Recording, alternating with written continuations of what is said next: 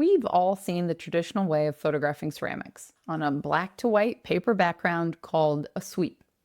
But here's the thing that I think we all already know.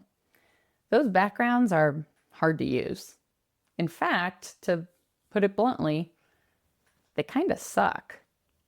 Today, I'm showing you what to do instead, especially if you're taking photos of your work in order to sell that work online. Hey, my friends, I'm Rebecca, a professional photographer and hobby potter, who's also married to a professional ceramicist. After 14 years as a luxury events photographer and helping over 300 artists now improve their product photos, I've learned that sometimes the traditional way isn't actually the most practical or even the most effective, especially when you're trying to sell your art online. In this video, we're going to challenge some traditional thinking about how pottery should be photographed. And I'll show you why traditional sweeps are actually working against you online, the psychology behind what actually sells pottery in digital spaces, a simpler approach that will save you time and frustration, and a couple of real examples from fellow artists who've transformed their photography. By the end of this video, you'll know exactly how to photograph your work in a way that connects with real buyers shopping online. But before we dive in, a quick important note. Photography has a lot of variables, which you probably already know. But that's also a huge reason why it can feel so overwhelming to figure out how to take consistent, better pictures. I've put together a free product photography foundations guide that explains the exact setup I use to photograph our ceramics every time. Following the guide will ensure you get started the right way and help limit a lot of the common mistakes I see fellow artists making with their photography. Grab it now by clicking the link in the description of this video so that you're prepared to take the next steps after you're done watching this. If you've been struggling using traditional backdrops, it's not your fault. They require a complex setup of studio lighting to truly showcase the pottery well. A lighting setup that I don't even want to spend my own time using. And I know what I'm doing. Now, I understand why this became the standard. When you do have all the right lights set up, you can create shadows in just the right places to hit the white bottom part of that paper background, which highlights the curves and the shape of any given piece, while also avoiding any distracting lines and backgrounds like we talked about back on episode number 2. Also, having a standard way of photographing work makes it easier for places like galleries or juried shows to have consistency in showcasing artwork that might be aesthetically very different from each other because they're representing so many different artists and mediums.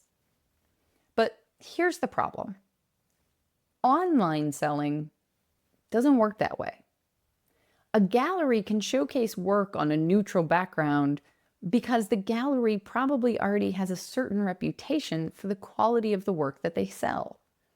Collectors may be purchasing that work based off the gallery's reputation alone, not simply because of the picture.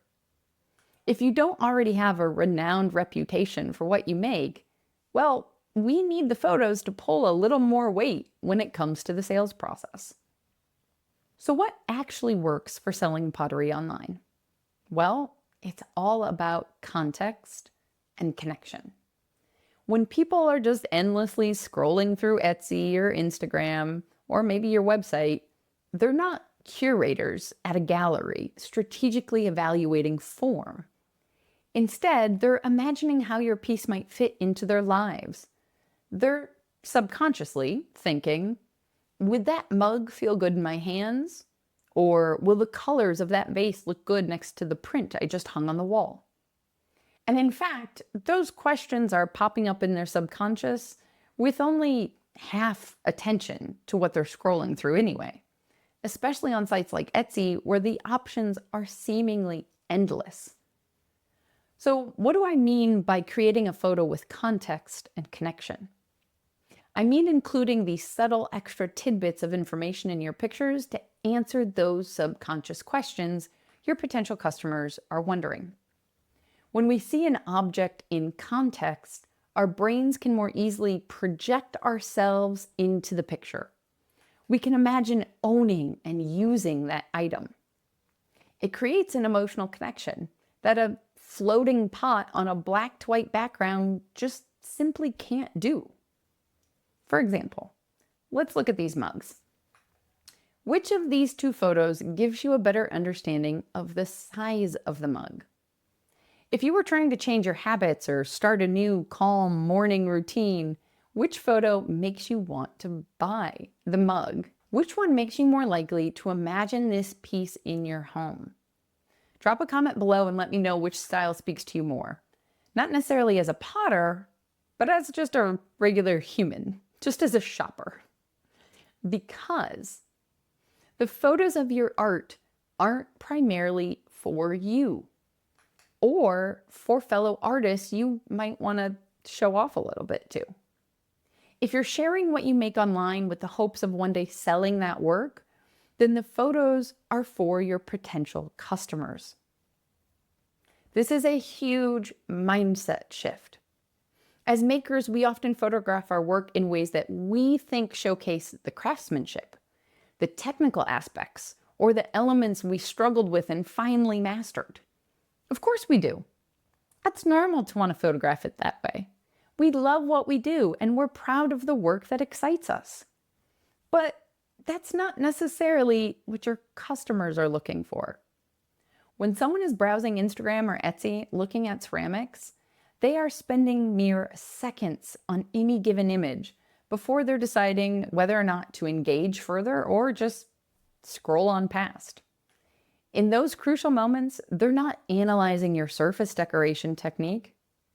All they're doing is making a quick emotional decision. Do I like this? Can I see this in my life? Is that the shade of blue I've been searching so long for? Think of it this way. Your photos need to help buyers bridge the gap between seeing and wanting to own. When you're selling in person, people can pick up your work. They can feel the weight of it. They can see how the light plays on the glaze, how the handle feels between their fingers. When you're selling online, your photos have to do all that heavy lifting. While yes, we do still need to take a hero image of the piece by itself so that when someone does decide to make a purchase, they can see exactly what they're going to be unboxing, plain and simple. But first, we need to capture their attention enough to even want to buy your work. But this doesn't have to be overly complicated. Of course, you can take gorgeously styled photos with an entire setting surrounding your work. But if you're like me and most of my students, short on time, trying to do all of this on your own without the help of an entire marketing department or a professional photo studio, well, you can start simply with one functional prop. Sometimes that prop can be as simple as a friend's hand, or if you turn on the timer on your cell phone, your own hand. But here are a couple other examples.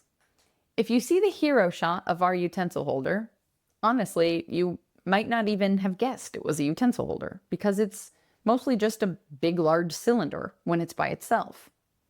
But as soon as I drop in a few kitchen utensils, voila, you can understand why someone might buy this piece. And it is one of our most popular. In fact, I can change the props without even moving the actual piece off my backdrop. And all of a sudden, I've just given someone 2 reasons to consider buying this from our online shop. They'll still see this hero shot in the listing so that they understand we're not also mailing them our kitchen utensils or beautiful cocktail glasses with their order. But without that context, they may have never decided to make the purchase in the first place. Now, this all being said, the props I did choose to include say something about our brand and who we want to sell our pottery to. In other words, your product photography is a powerful opportunity to create a unique experience that reflects your brand and your aesthetic. This also means your product photography can help attract the type of people you want as your customers. For our super utilitarian work, that's chefs and discerning dinner party hosts.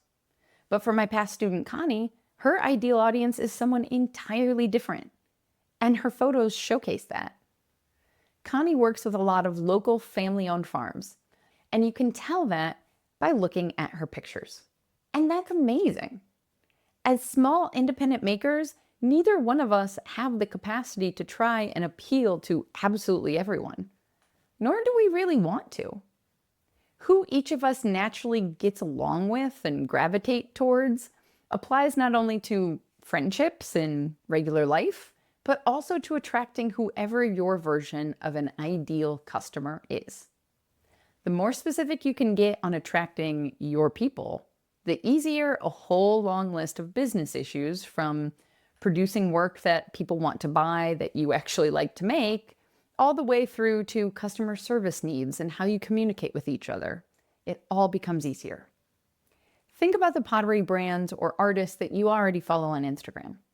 I bet you can instantly recognize their photos before you even see their name, right?